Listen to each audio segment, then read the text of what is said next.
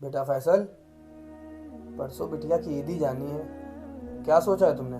सोचा कि अब्बू वही उनके घर में 10-12 लोग हैं, सबका एक एक जोड़ी सूट जाएगा। और दो उनके खाला खालू हैं, उनका एक एक जोड़ी सूट जाएगा। 5 किलो वही सिवई जाएगी, 5 किलो शक्कर, और बाकी मेवा वगैरह 1-1 किलो जाएगा। बेटा 1-1 किलो मेवा कम तो नहीं पड़ेगा? नहीं अब्बू ठीक है, 1-1 किलो। बाकी रही बात दूल्हा भाई की, तो उनके हाथ में 5,000 रुपये रख देंगे ईदी। अब्बू ये ईदी क्यों जाती है? बेटा ये एक तरीके की रस्म है, और ये तो हम कुछ भी नहीं भेज रहे। ये तो हम जो 1-1 किलो मेवा भेज रहे हैं, ये तो कुछ भी नहीं है। और जो तुम्हारी मम्मी के वहां से पहली ईद आई थी ना, 5-5 किलो मेवा आया था। अब्बू ये सब नहीं होना चाहिए, और ये सब इसलिए नहीं होना चाहिए क्योंकि अल्लाह ने तो आपको नवाजा, इसलिए आप भिजवा रहे हैं। और आपको सोचिए, जिस गरीब के पास नहीं है वो अपनी बेटी को कैसे भेजेगा? बेटा ये खुशी की बात है, और इंसान अपनी खुशी से भिजवाता है। अब्बू इस दुनिया के जब सबसे पहले इंसान ने अपनी बेटी को ईदी भिजवाई होगी ना, उसने खुशी की नीयत से भिजवाई होगी।